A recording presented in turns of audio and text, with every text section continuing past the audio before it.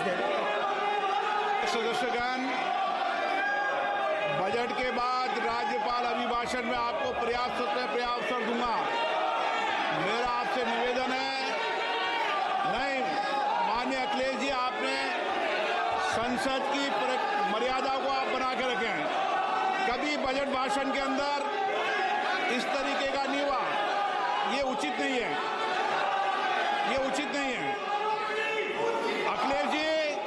Akhilesh ji please, मैं आपको मौका दूंगा राज्यपाल अभिभाषण पे, प्लीज। नो, ये तरीका ठीक नहीं है। No,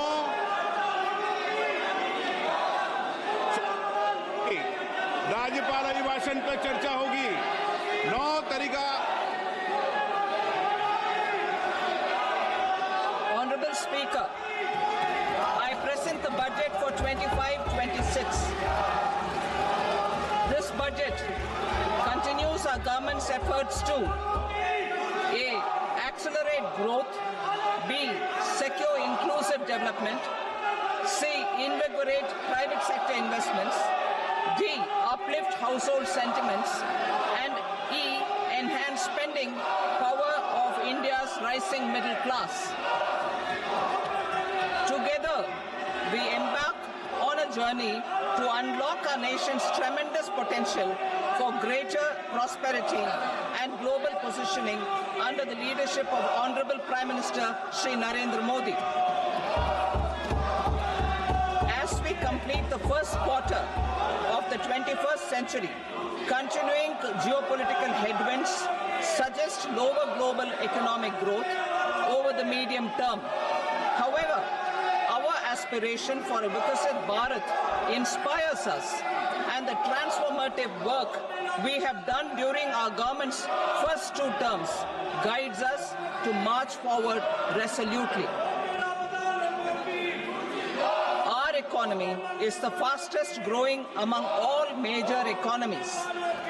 Our development track record for the past 10 years and structural reforms have drawn global attention.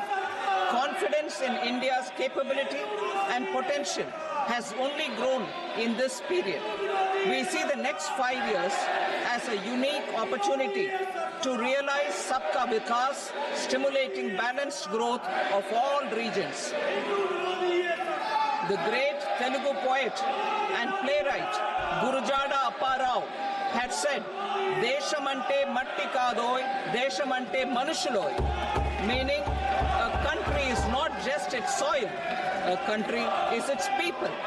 In line with this, for us, Vikasit Bharat encompasses zero poverty, 100% quality good school education, access to high quality, affordable and comprehensive health care, 100% skilled labor with meaningful employment, 70% women in economic activities, and farmers making our country the food basket of the world. In this budget, the proposed development measures span 10 broad areas, focusing on Garib, youth, Annadata, and Nari, spurring agricultural growth and productivity, building rural prosperity and resilience, taking everyone together on an inclusive growth path, boosting manufacturing and furthering Make in India, supporting MSMEs, enabling employment-led development, investing in people, economy, and innovation, securing energy supplies, promoting exports, and nurturing innovation. For this journey of development, our 4 powerful engines are agriculture, MSME, investments, and exports. The fuel, our reforms, our guiding spirit, inclusivity, and the destination, Vikasit Bharat. This budget aims to initiate transformative reforms across 6 domains. During the first 5 years, these will augment our growth potential and global competitiveness. The domains are taxation, power sector, urban development, mining, financial sector, and regulatory reforms. Agriculture as the first engine. Now I move to specific proposals, beginning with agriculture as the first engine.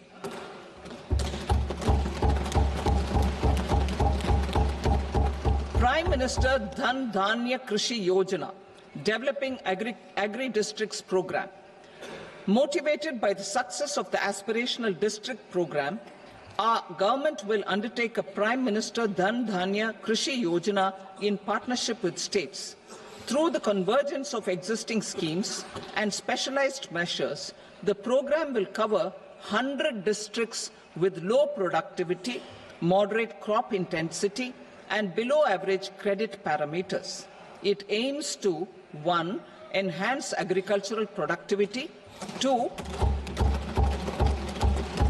Adopt crop diversification and sustainable agricultural practices, 3. Augment post-harvest storage at the panchayat and block level, 4. Improve irrigation facilities, and 5. Facilitate availability of long-term and short-term credit. This program is likely to help 1.7 crore farmers. Building rural prosperity and resilience. A comprehensive multi-sectoral rural prosperity and resilience program will be launched in partnership with the states. This will address underemployment in agriculture through skilling, investment, technology, and invigorating the rural economy. The goal is to generate ample opportunities in rural areas so that migration is an option but not a necessity. The program will focus on rural women, young farmers, rural youth, marginal and small farmers, and landless families. The details are in Annexure A. Domestic best practices will be incorporated, and appropriate technical and financial assistance will be sought from multilateral development banks. In Phase 1, 100 developing agri-districts will be covered. Atmanirbharta in pulses. Our government is implementing the National Mission for Edible Oilseed for achieving Atmanirbharta in edible oils. Our farmers have the capability to grow enough for our needs and more. 10 years ago, we made concerted efforts and succeeded in achieving near self-sufficiency in pulses. Farmers responded to the need by increasing the cultivated area by 50%, and government arranged for procurement and remunerative prices. Since then, with rising incomes and better affordability, our consumption of pulses has increased significantly. Our government will now launch a 6-year mission for Atmanirbharta in pulses with a special focus on Tuar, Urad and Masoor. Details are in Annexure B.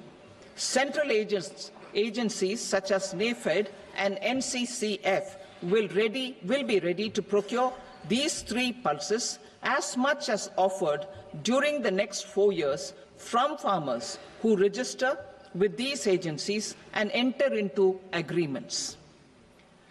Comprehensive program for vegetables and fruits. It is encouraging that our people are increasingly becoming aware of their nutritional needs. It is a sign of a society becoming healthier. With rising income levels, the consumption of vegetables, fruits, and Shri Anna is increasing significantly. A comprehensive program to promote production, efficient supplies, processing, and remunerative prices for farmers will be launched in partnership with the states. Appropriate institutional mechanisms for implementation and participation of farmer-producer organizations and cooperatives will be set up. Makhana Board in Bihar. For this, there is a special opportunity for the people of Bihar. A Makhana Board will be established in the state to improve production, processing, value addition, and marketing of Makhana. The people engaged in these activities will be organized into FPOs. The board will provide hand-holding and training support to Makhana farmers and will also work to ensure they receive the benefits of all relevant government schemes. A national mission on high-yielding seeds will be launched, aimed at 1. Strengthening research ecosystem, 2.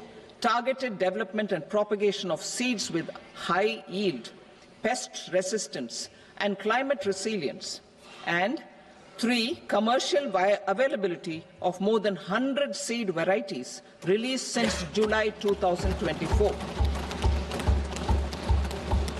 India ranks second largest globally in fish production and aquaculture.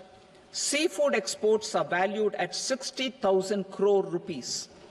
To unlock the untapped potential of the marine sector, our government will bring in an enabling framework for sustainable harnessing of fisheries from Indian exclusive economic zone and high seas, with a special focus on the Andaman and Nicobar and Lakshadweep Islands. For the benefit of lakhs of cotton growing farmers, I am pleased to announce a mission for cotton productivity. This 5-year mission will facilitate significant improvements in productivity and sustainability of cotton farming and promote extra long staple cotton varieties. The best of science and technology support will be provided to farmers. Aligned with our integrated 5F vision for the textile sector, this will help in increasing incomes of the farmers and ensure a steady supply of quality cotton for rejuvenating India's traditional textile sector. Kisan credit cards facilitate short-term loans for 7.7 crore farmers, fishermen, and dairy farmers. The loan limit under modified interest subvention scheme will be enhanced from 3 lakh rupees to 5 lakh rupees for loans taken through the KCC. For Atmanirbharta in urea production, our government had reopened 3 dormant urea plants in the eastern region. To further augment urea supply, a plant with annual capacity of 12.7 lakh metric tons will be set up at Namrup in Assam.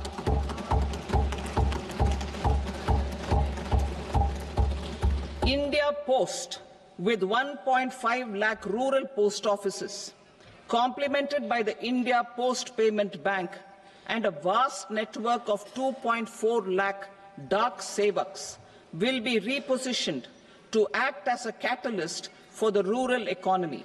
Details are at Annexure C.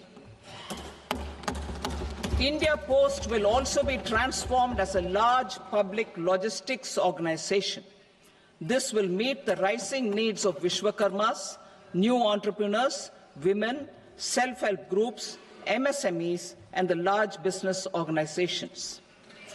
Our government will provide support to NCDC for its lending operations for the cooperative sector.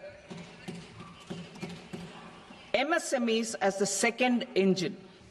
Now I move to MSMEs as the second engine, which encompasses manufacturing and services with a focus on MSMEs numbering 5.7 crores. Currently, over 1 crore registered MSMEs, employing 7.5 crore people and generating 36% of our manufacturing, have come together to position India as a global manufacturing hub. With their quality products, these MSMEs are responsible for 45% of our exports. To help them achieve higher efficiencies of scale, technological upgradation, and better access to capital, the investment and turnover limits for classification of all MSMEs will be enhanced to 2.5 and 2 times respectively. This will give them the confidence to grow and generate employment for our youth. The details are given in Annexure D. To improve access to credit, the credit guarantee cover will be enhanced. First, for micro and small enterprises from 5 crore to 10 crore rupees, leading to additional credit of 1.5 lakh crores in the next 5 years. Second, for startups from 10 crore rupees to 20 crore rupees, with the guarantee fee being moderated to 1% for loans in 27 focus sectors which are important for Atmanirbhar Bharat. And for well-run exporter MSMEs, for term loans up to 20 crore rupees. Also for the micro enterprises, we will introduce customized credit cards with a 5 lakh rupee limit for micro enterprises registered on Udyam portal. In the first year, 10 lakh such cards will be issued. Fund of funds for startups. The alternate investment fund, AIFs, for startups have received commitments of more than 91,000 crores rupees. These are supported by the fund of funds set up with the Government of India's contribution of 10,000 crore rupees. Now, a new fund of funds with expanded scope and a fresh contribution of another 10,000 crore rupees will be set up. A new scheme will be launched for 5 lakh women, scheduled castes and scheduled tribes, first-time entrepreneurs. This will provide term loans up to 2 crore rupees during the next 5 years. The scheme will incorporate lessons from the successful Stand Up India scheme. Online capacity building for entrepreneurship and managerial skills will also be organized. Measures for labor-intensive sectors. To promote employment and entrepreneurship opportunities in labor-intensive sectors, our government will undertake specific policy and facilitation measures.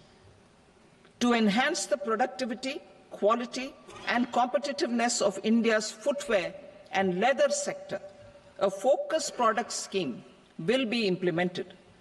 The scheme will support design capacity, component manufacturing, and machinery required for production of non-leather quality footwear, besides the support for leather footwear and products.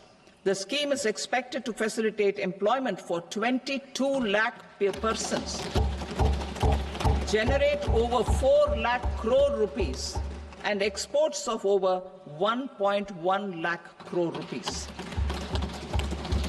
Measures for the toys sector. Building on the National Action Plan for Toys, we will implement a scheme to make India a global hub for toys. The scheme will focus on development of clusters, skills, and a manufacturing ecosystem that will create high-quality, unique, innovative, and sustainable toys that will represent the Made in India brand. Support for food processing. In line with our commitment towards Purvodaya, we will establish a National Institute of Food Technology, Entrepreneurship and Management in Bihar. The institute will provide a strong fillip to food processing activities in the entire eastern region. This will result in 1. Enhanced income for the farmers through value addition to their produce, and 2. Skilling entrepreneurship and employment opportunities for the youth. Manufacturing mission, furthering Make in India. Our government will set up a national manufacturing mission covering small, medium and large industries for furthering Make in India by providing policy support, execution roadmaps, governance and monitoring framework for central ministries and states. Details are in Annexure E. Given our commitment to climate-friendly development, the mission will also support clean tech manufacturing. This will aim to improve domestic value addition and build our ecosystem for solar PV cells, EV batteries, motors and controllers, electrolyzers, wind turbines, very high voltage transmission equipment and grid-scale batteries. Investment as the third engine. Now I move to investment as the third engine, which encompasses investing in people, investing in the economy, and investing in innovation. Investing in people. Saksham Anganwadi and Poshan 2.0. Saksham Anganwadi and Poshan 2.0 program provides nutritional support to more than 8 crore children, 1 crore pregnant women and lactating mothers all over the country, and about 20 lakh adolescent girls in aspirational districts and the Northeast region. The cost norms for these nutritional support will be enhanced appropriately. Atal Tinkering Labs. 50,000 Atal Tinkering Labs will be set up in government schools in the next 5 years to cultivate the spirit of curiosity and innovation and foster a scientific temper among young minds. Broadband connectivity to government secondary schools and PHCs. Broadband connectivity will be provided to all government secondary schools and primary health centers in rural areas under the BharatNet project. Bharatiya Bhasha Pustak Scheme. We propose to implement a Bharatiya Bhasha Pustak scheme to provide digital form Indian language books for schools and for higher education. This aims to help students understand their subjects better and in their language. National Centers of Excellence for Skilling. Building on the initiative announced in the July 24 budget, 5 national centers of excellence for skilling will be set up with global expertise and partnerships to equip our youth with the skills required for Make for India, Make for the World manufacturing. The partnership will cover curriculum design, training of trainers, and a skills certification framework and periodic reviews. Expansion of capacity in IITs. Total number of students in 23 IITs has increased 100% from 65,000 to 1.35 lakh in the past 10 years.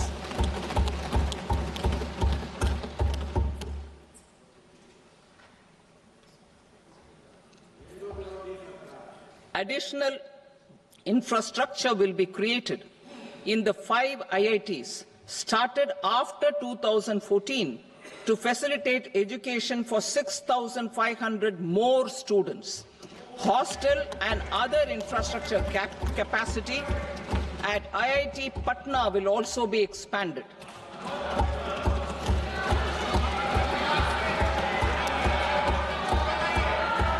Center of Excellence.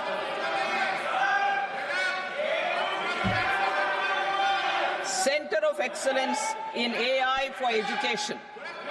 I had announced 3 centers of excellence in artificial intelligence for agriculture, health, and sustainable cities in 2023. Now a center of excellence in artificial intelligence for education will be set up with a total outlay of 500 crores. Expansion of medical education. Our government has added almost 1.1 lakh undergraduate and postgraduate medical education seats in 10 years, an increase of 130%. In the next year, 10,000 additional seats will be added in medical colleges and hospitals towards the goal of adding 75,000 seats in the next 5 years. Daycare cancer centers in all district hospitals. Our government will facilitate setting up of daycare cancer centers in all district hospitals in the next 3 years. 200 centers will be established in 25-26 itself. Strengthening urban livelihoods. Our government has been giving priority to assisting urban poor and vulnerable groups. A scheme for socio-economic upliftment of urban workers will be implemented to help them improve their incomes, have sustainable livelihoods, and a better quality of life. PM Swanidhi scheme has benefited more than 68 lakh street vendors, giving them respite from high-interest informal sector loans. Building on this success, the scheme will be revamped with enhanced loans from banks, UPI-linked credit cards with 30,000 rupees limit, and capacity building support. Social Security scheme for welfare of online platform workers. Gig workers of online platforms provide great dynamism to the new age services economy. Recognizing their contribution, our government will arrange for their identity cards and registration on the e-Shram portal. They will be provided health care under PM Jan Arogya Yojana. This measure is likely to assist nearly 1 crore gig workers.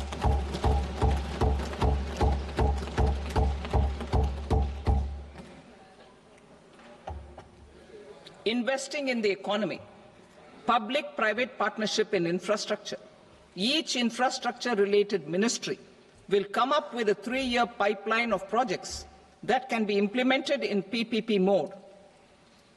States will also be encouraged to do so and can seek support from the India Infrastructure Project Development Fund, which is a scheme to prepare PPP proposals. Support to states for infrastructure. An outlay of 1.5 lakh crore is proposed for the 50-year interest-free loans to states for capital expenditure and incentives for reforms.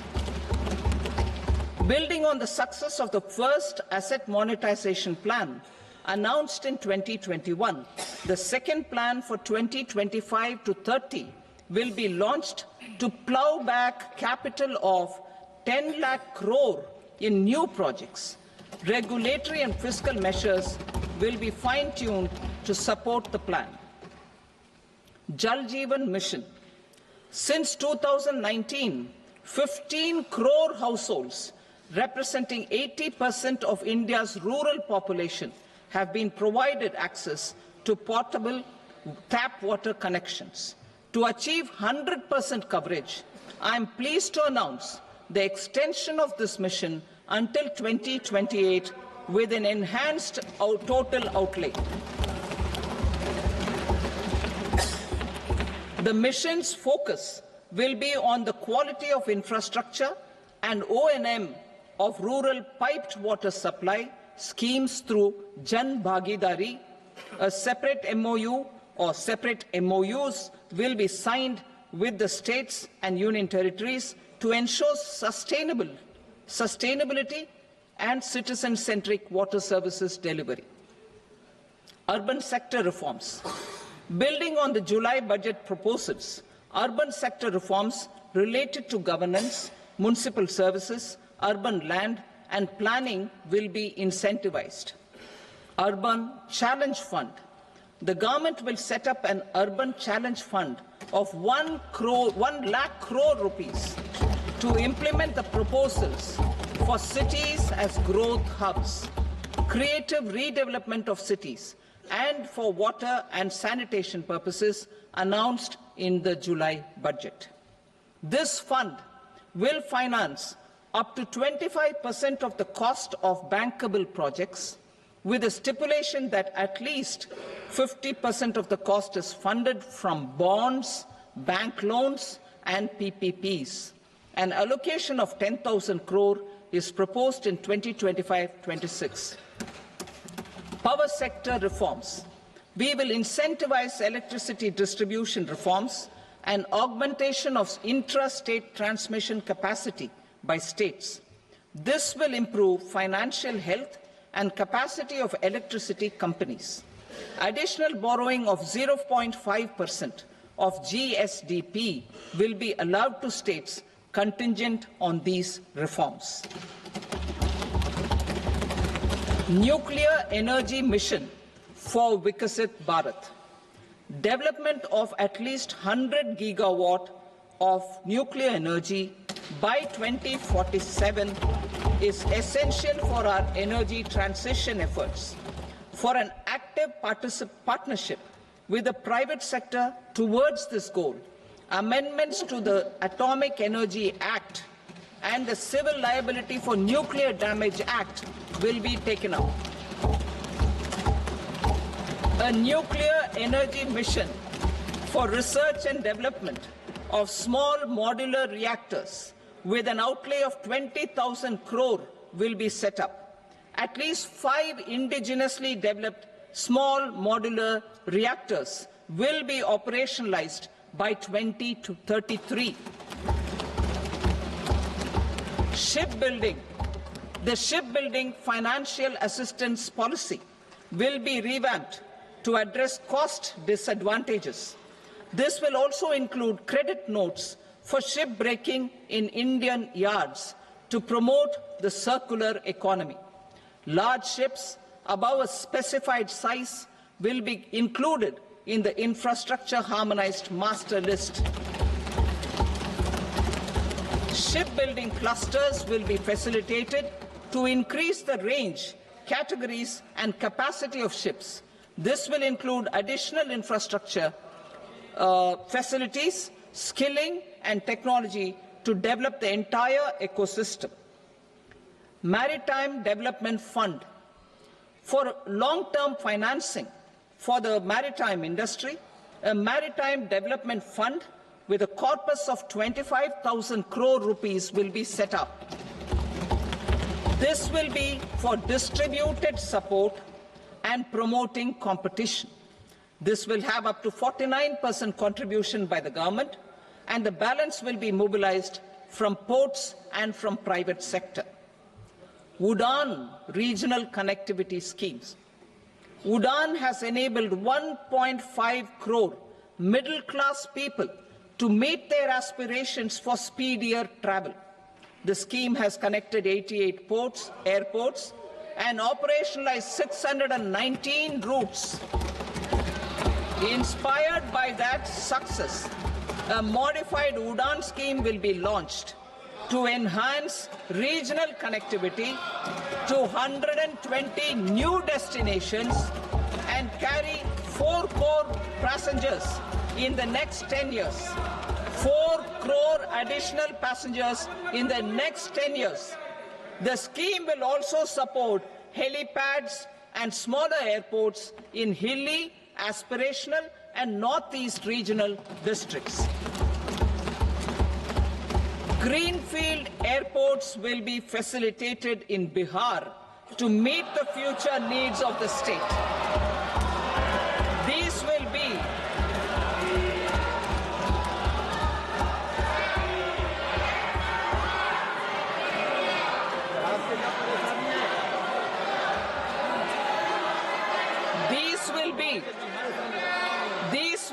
in addition to the expansion of the capacity of Patna Airport and a brownfield airport in Beta.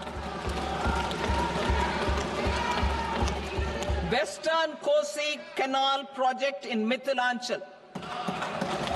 Financial support will be provided for the Western Kosi Canal ERM project, benefiting a large number of farmers cultivating over 50,000 hectares of land in the Mithilanchal region of Bihar.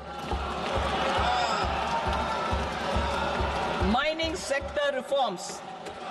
Mining sector reforms, including those for minor minerals, will be encouraged through sharing of best practices and institutions of a state mining index. A policy for recovery of critical minerals from tailings will be brought out. Under the special window for affordable and mid-income housing, SWAMI, 50,000 dwelling units in stressed housing projects have been completed and keys handed over to home buyers. Another 40,000 units will be completed in 2025, further helping middle-class families who were paying EMIs on loans taken for apartments while also paying rent for their current dwellings. Building on this success, Swami Fund 2 will be established as a blended finance facility with contribution from the government, banks and private investors. This fund of 15,000 crore rupees will aim for expeditious completion of another 1 lakh units. PM Gati Shakti data for private sector.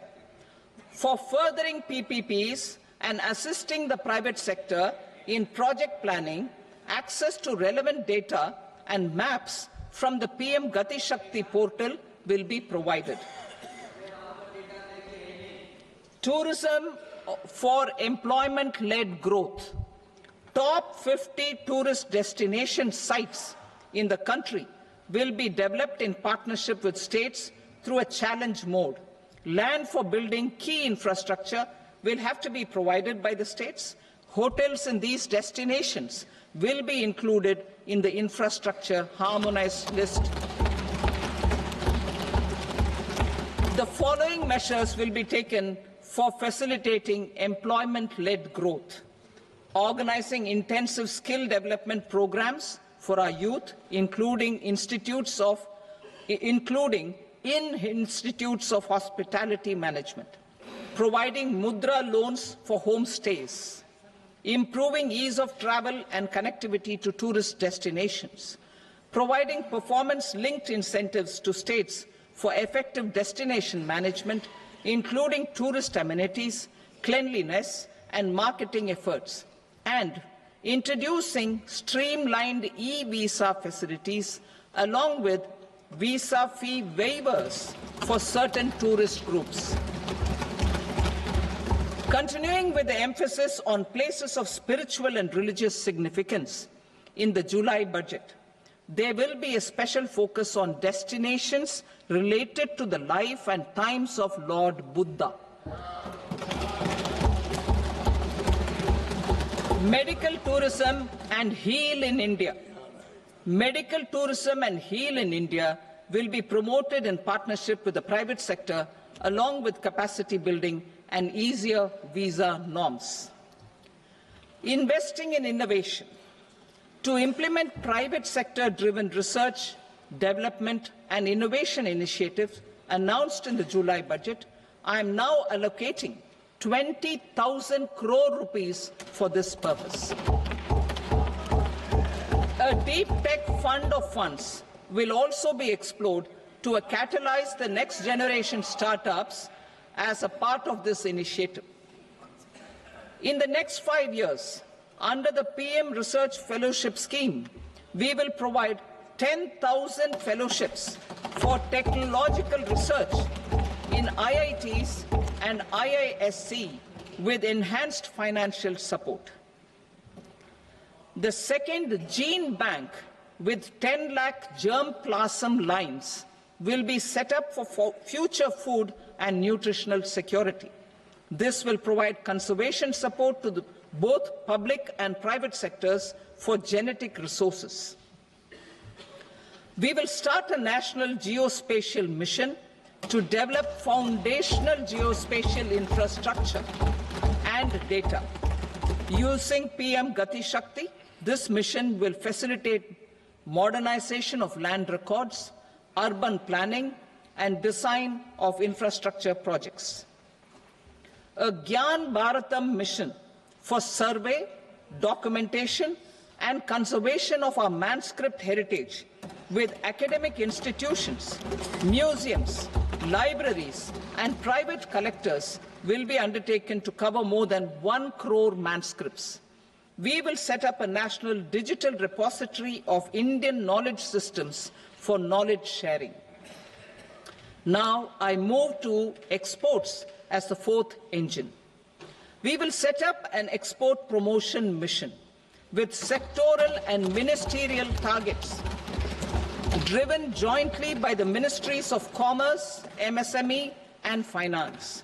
It will facilitate easy access to export credit, cross-border factoring support, support to MSMEs to tackle non-tariff measures in overseas markets.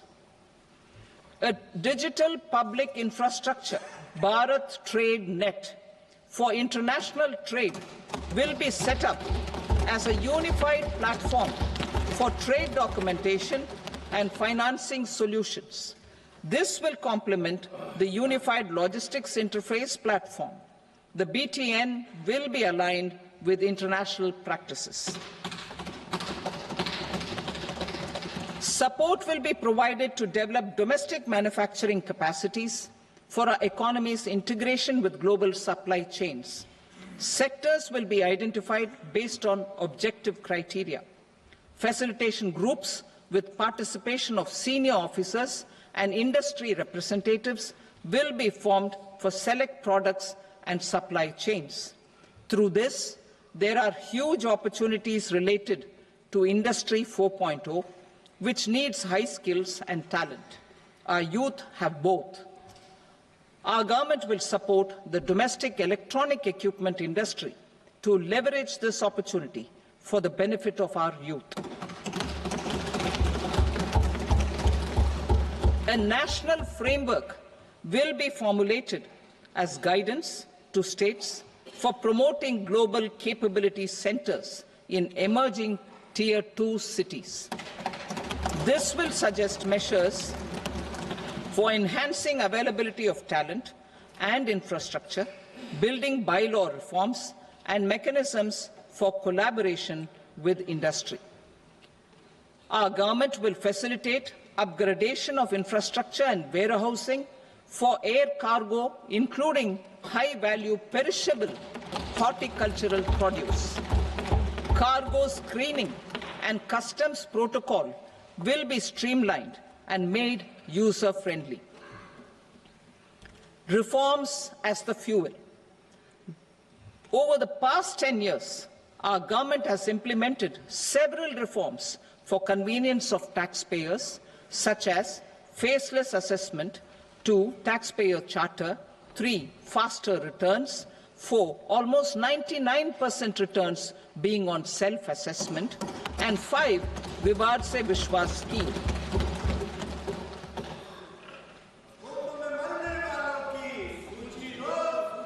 Continuing these efforts, I reaffirm the commitment of the Tax Department to trust first, scrutinize later. I also propose to introduce the new income tax bill next week. I will detail the indirect tax reforms and changes in direct taxes in Part B. Financial sector reforms. The FDI limit for the insurance sector will be raised from 74 to 100%. This enhanced limit will be available for those companies which invest the entire premium in India. The current guardrails and conditionalities associated with foreign investment will be reviewed and simplified. The services of India Post-Payment Bank will be deepened and expanded in rural areas. NABFID will set up a partial credit enhancement facility for corporate bonds for infrastructure. Public sector banks will develop Grameen Credit Score framework to serve the credit needs of SHG members and people in rural areas. A forum for regulatory coordination and development of pension products will be set up. To implement the earlier announcement on simplifying the KYC processes, the revamped Central KYC Registry will be rolled out in 2025. We will also implement a streamlined system for periodic updating. Requirements and procedures for speedy approval of company mergers will be rationalized. The scope for fast-track mergers will also be widened and the process made simpler. As proposed in the interim budget, We signed bilateral investment treaties with 2 countries in 2024 to encourage sustained foreign investment, and in the spirit of First Develop India, the current model BIT will be revamped and made more investor-friendly. In the last 10 years, in several aspects, including financial and non-financial, our government has demonstrated a steadfast commitment to ease of doing business. We are determined to ensure that our regulations must keep up with technological innovations and global policy developments. A light-touch regulatory framework based on principles and trust will unleash productivity and employment. Through this framework, we will update regulations that were made under old laws. To develop this modern, flexible, people-friendly and trust-based regulatory framework appropriate for the 21st century, I propose 4 specific measures. A high-level committee for regulatory reforms will be set up for a review of all non-financial sector regulations, certifications, licenses, and permissions. The committee will be expected to make recommendations within a year. The objective is to strengthen trust-based economic governance and take transformational measures to enhance ease of doing business, especially in matters of inspection and compliances. States will be encouraged to join in this endeavour. An investment friendliness index of states will be launched in 2025 to further the spirit of competitive, cooperative federalism. Under the Financial Stability and Development Council, a mechanism will be set up to evaluate impact of the current financial regulations and subsidiary instructions. It will also formulate a framework to enhance their responsiveness and development of the financial sector. In the Jan Vishwas Act 2023, more than 180 legal provisions were decriminalized. Our government will now bring up the Jan Vishwas Bill 2.0 to decriminalize more than 100 provisions in various laws. I now move to fiscal policy. In the July budget, I had committed to staying the course for fiscal consolidation. Our endeavour will be to keep the fiscal deficit each year such that central government debt remains on a declining path as a percentage of the GDP. The roadmap for the next 6 years has been detailed in the FRBM statement. Revised estimates for 2024-25. The revised estimate of the total receipts other than borrowings is 31.47 lakh crore rupees, of which the net tax receipts are 25.57 lakh crore rupees. The revised estimate of the total expenditure is 47.16 lakh crore rupees, of which the capital expenditure is about 10.18 lakh crore rupees. The revised estimate of the fiscal deficit is 4.8% of the GDP. Budget estimates for 25-26. Coming to 25-26, the total receipts other than borrowings and total expenditure are estimated at 34.96 lakh crore rupees and 50.65 lakh crore rupees respectively. The net tax receipts are estimated at 28.37 lakh crore rupees. The fiscal deficit is estimated to be 4.4% of GDP. To finance the fiscal deficit, the net market borrowings from dated securities are estimated at 11.54 lakh crore. The balance financing is expected to come from small savings and other sources. The gross market borrowings are estimated at 14.82 lakh crore rupees. I will now move to Part B. Indirect taxes. My proposals relating to customs aim to rationalize tariff structure and address duty inversion. These will also support domestic manufacturing and value addition, promote exports, facilitate trade, and provide relief to common people. Rationalization of customs tariff structure for industrial goods. As a part of comprehensive review of customs rate structure announced in July 2024 budget, I propose to 1. Remove 7 tariff rates. This is over and above the 7 tariff rates removed in 23-24 budget. After this, there will be only 8 remaining tariff rates, including 0 rate. 2. Apply appropriate cess to broadly maintain effective duty incidence, except on a few items where such incidence will reduce marginally. 3. Levy not more than 1 cess or surcharge. Therefore, I propose to exempt social welfare surcharge on 82 tariff lines that are subject to a cess. I shall now take up sector-specific proposals.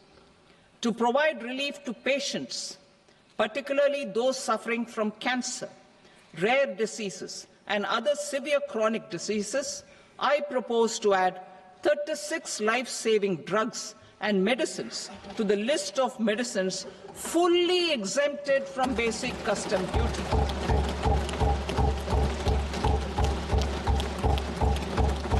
I also propose to add 6 life-saving medicines to the list attracting concessional custom duty of 5%. Full exemption and concessional duty will also respectively apply on the bulk drugs for manufacture of the above. Specified drugs and medicines under patient assistance programs run by the pharmaceutical companies are fully exempt from BCD, provided the medicines are supplied free of cost to the patients. I propose to add 37 more medicines along with 13 new patient assistance programs. Support to domestic manufacturing and value addition. Critical minerals. In the July 2024 budget, I had fully exempted BCD on 25 critical minerals that are not domestically available.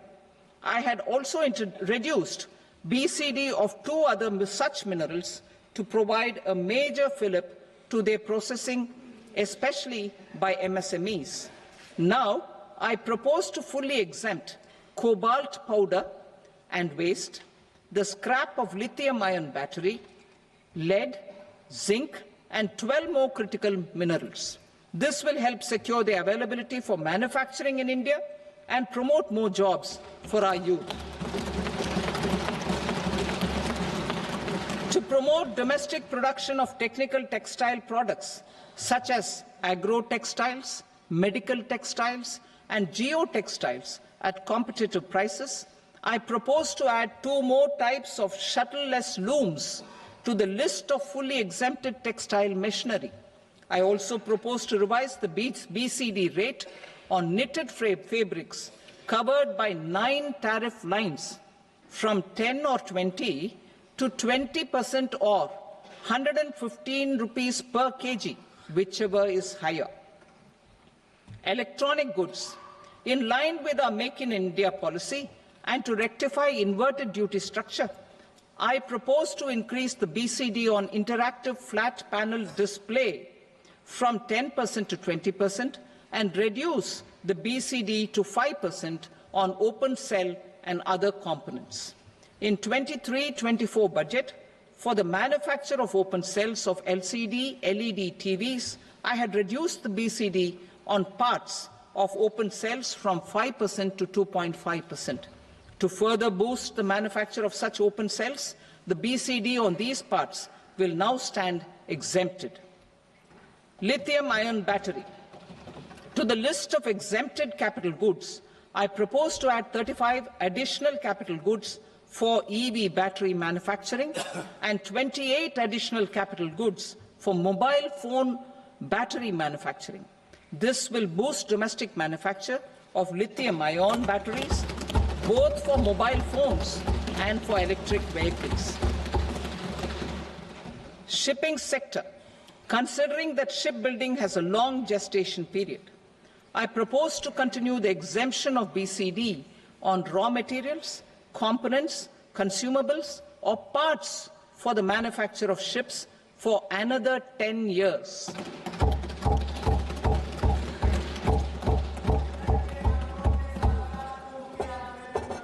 I also propose the same dispensation for shipbreaking to make it more competitive. Telecommunication. To prevent classification disputes, I propose to reduce the BCD from 20% to 10% on carrier-grade Ethernet switches to make it at par with non-carrier-grade Ethernet switches. Export promotion. To facilitate exports of handicrafts, I propose to extend the time period for export from 6 months to 1 year, further extendable by another 3 months if required. I also propose to add 9 items to the list of duty-free inputs. Leather sector. I propose to fully exempt BCD on wet blue leather to facilitate imports for domestic value addition and employment.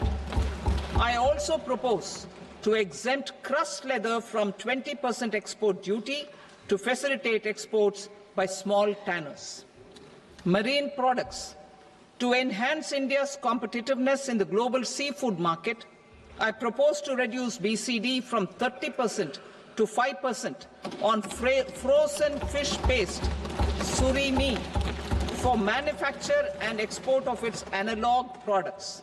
I also propose to reduce BCD from 15% to 5% on fish hydrolysates for manufacture of fish and shrimp feed. In July 2024 budget, to promote development of domestic MROs for aircraft and ships, I had extended the time limit for export of foreign origin goods that were imported for repairs from 6 months to 1 year and further extendable by 1 year. I now propose to extend the same dispensation for railway goods. Time limit for provisional assessment. Presently, the Customs Act 1962 does not provide any time limit to finalize provisional assessments, leading to uncertainty and cost to trade. As a measure of promoting ease of doing business, I propose to fix a time limit of 2 years, extendable by a year, for finalizing the provisional assessment. I propose to introduce a new provision that will enable importers or exporters, after clearance of goods, to voluntarily declare material facts and pay duty with interest but without penalty. This will incentivize voluntary compliance. However, this will not apply in cases where department has already initiated audit or investigation proceedings. For industry to better plan their imports, I propose to extend the time limit for the end use of imported inputs in the relevant rules from 6 months to 1 year. This will provide operational flexibility in view of cost and uncertainty of supply. Further, such importers will now have to file only quarterly statements instead of a monthly statement.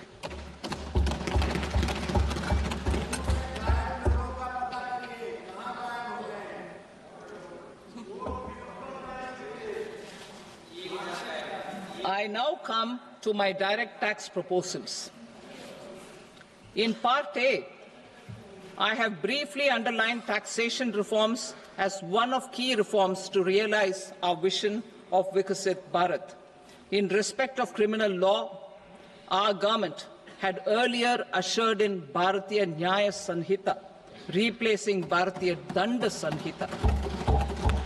I am happy to inform this august House and the country that for new income tax bill, will carry forward the same spirit of Nyaya in its drafting as well. The new bill will be clear and direct in text, with close to half of the present law in terms of both chapters and words. It will be simple to understand for taxpayers and tax administrators, leading to tax certainty and reduced litigation. Reforms, however, are not a destination. They are means to achieve good governance for our people and economy. Providing good governance primarily involves being responsive. The Tirukural captures this in verse 542, which reads, "Vaanokki vaazhum ulagallam, mannavan kol nokki vaazhum kudi," meaning, just as the living beings live expecting rains, citizens live expecting good governance. Our government is committed to keeping an ear to the ground and a finger on the pulse and responding while balancing our national building efforts.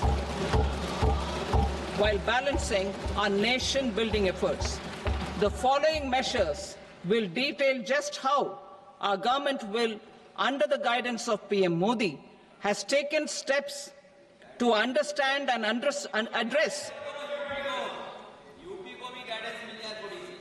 I repeat that sentence, sir. The following measures will detail just how our government, under the guidance of PM Modi, has taken steps to understand and address the needs voiced by our citizens. My tax proposals are guided by this spirit. The objectives of my proposals are as follows: personal income tax reforms with special focus on middle class, rationalization of TDS and TCS for easing difficulties, encouraging voluntary compliance, reducing compliance burden, ease of doing business, employment and investment. I will come to my proposal on personal income tax towards the end. TDS and TCS, rationalization for easing difficulties. I propose to rationalize tax deduction at source, TDS, by reducing the number of rates and thresholds above which TDS is deducted.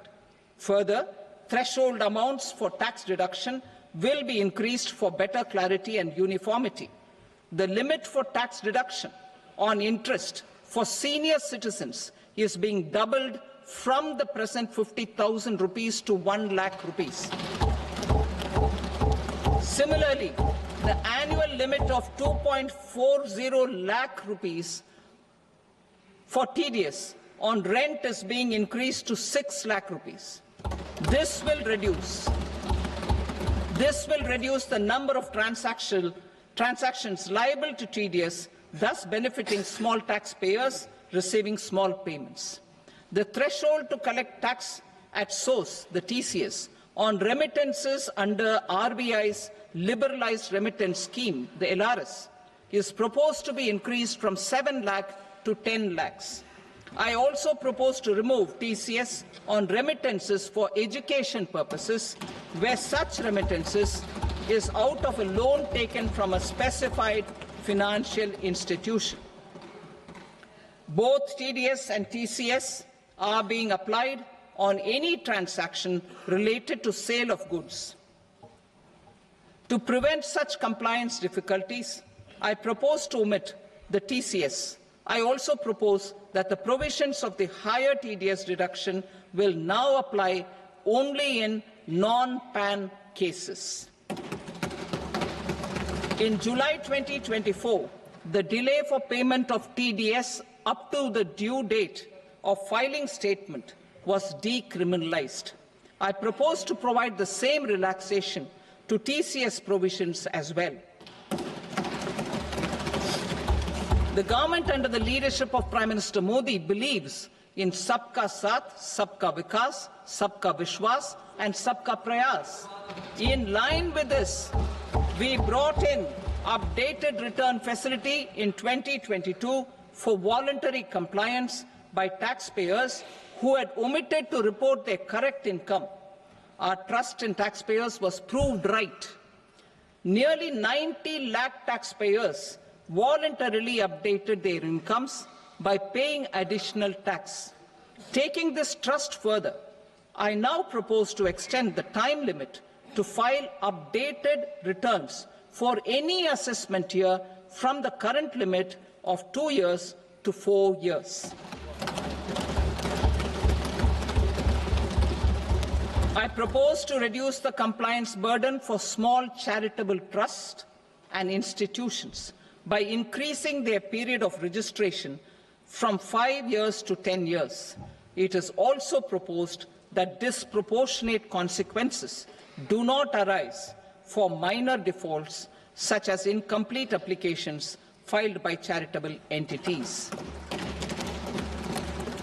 Presently, taxpayers can claim the annual value of self-occupied properties as nil only on the fulfillment of certain conditions. Considering the difficulties faced by taxpayers, it is proposed to allow the benefit of 2 such self-occupied properties without any condition. To streamline the process of transfer pricing and to provide an alternative to yearly examination, I propose to introduce a scheme for determining arm's length price of international transaction for a block period of 3 years. This will be in line with global best practices. With a view to reduce litigation and provide certainty in international taxation, the scope of safe harbor rules is being expanded. A number of senior and very senior citizens have very old national savings schemes accounts. As interest is no longer payable on such accounts, I propose to exempt withdrawals made from NSS by individuals on or after 29th August 2024. I am also proposing to allow similar treatment to NPS Vatsalya accounts as is available to normal NPS accounts subject to overall limits. In my speech in July 2024, I had promised that all processes, including giving effect to appellate orders, shall be digitalized and made paperless over the next 2 years. So I'm happy to announce that digitalization is being made operational now. In July 2024, we brought in the Vivad Se Vishwas scheme to resolve income tax disputes pending in appeal. The scheme has received a great response, with nearly 33,000 taxpayers having availed of the scheme to settle their disputes. I have a few proposals to promote investment and employment. It is proposed to provide a presumptive taxation regime for non-residents who provide services to a resident company that is establishing or operating an electronics manufacturing facility. I further propose to introduce a safe harbor for tax certainty for non-residents who store components for supply to specified electronics manufacturing units. Presently, the tonnage tax scheme is available only to sea-going ships. The benefits of existing tonnage tax scheme are proposed to be extended to inland vessels registered under the Indian Vessels Act 2021 to promote inland water transport in the country. Extension for incorporation of startups. We continue to support the Indian startup ecosystem. I propose to extend the period of incorporation by 5 years to allow the benefit available to startups which are incorporated before 1/4/2030. In order to attract and promote additional activities in the IFSC, I am inter alia proposing specific benefits to ship leasing units, insurance offices, and treasury centers of global companies which are set up in IFSC. Further, to claim benefits, the cut-off date for commencement in IFSC has also been extended by 5 years to 31/3/2030. Category 1 and Category 2 AIFs are undertaking investments in infrastructure and other such sectors. I propose to provide certainty of taxation to these entities on the gains from securities. To promote funding from sovereign wealth funds and pension funds to the infrastructure sector, I propose to extend the date of making an investment by 5 more years, up to 31st March 2030.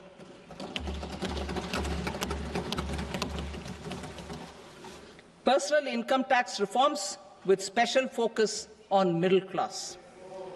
Democracy, demography, and demand are the key support pillars in our journey towards Vikasit Bharat. The middle class provides strength for India's growth. This government, under the leadership of Prime Minister Modi, has always believed in the admirable energy and ability of the middle class in nation building. In recognition of their contribution,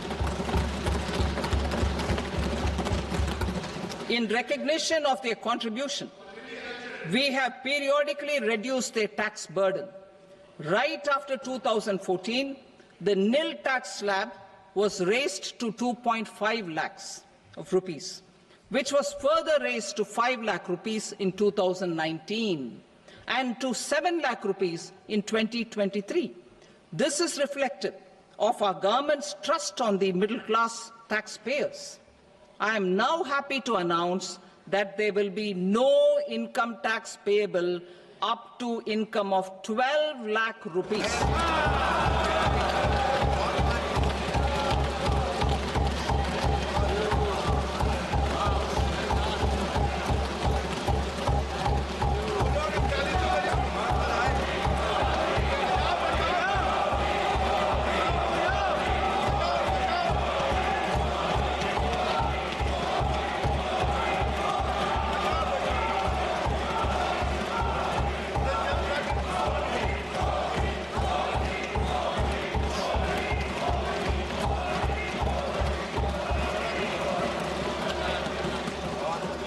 So, average income of 1 lakh per month, other than the special rate income such as capital gains, under the new regime. This limit will be 12.75 lakh for salaried taxpayers due to the standard deduction of 75,000. Slabs and rates are being changed across the board to benefit all taxpayers. The new structure will substantially reduce the taxes of the middle class and leave more money in their hands, boosting household consumption, savings and investment.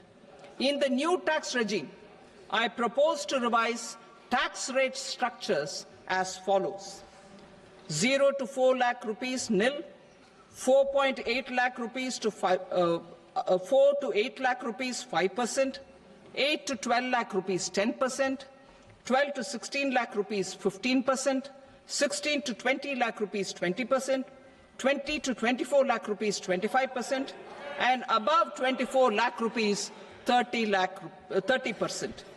To taxpayers up to 12 lakh of normal income, other than special rate income such as capital gains. I read that again. To taxpayers up to 12 lakh of income, other than special rate income such as capital gains, tax rebate is being provided in addition to the benefit due to slab rate reduction in such a manner that there is no tax payable by them. The total tax benefit of slab rate changes and rebate at different income levels can be illustrated with a few examples. A taxpayer in the new regime with an income of 12 lakh rupees will get a benefit of 80,000 rupees in tax, which is 100% of tax payable as per the existing rates. A person having income of 18 lakh rupees will get a benefit of 70,000 rupees in tax, that is 30% of tax payable as per existing rates. A person with an income of 25 lakh gets a benefit of 1,10,000 rupees, that is 25% of his tax payable as per existing rates. Details of my tax proposals are given in the annexure. As a result of these proposals, Honourable Speaker, sir, revenue of about 1 lakh crore in direct taxes, and 2,600 crores in indirect taxes will be foregone. Mr. Speaker, sir, with this, I commend the budget to this august House.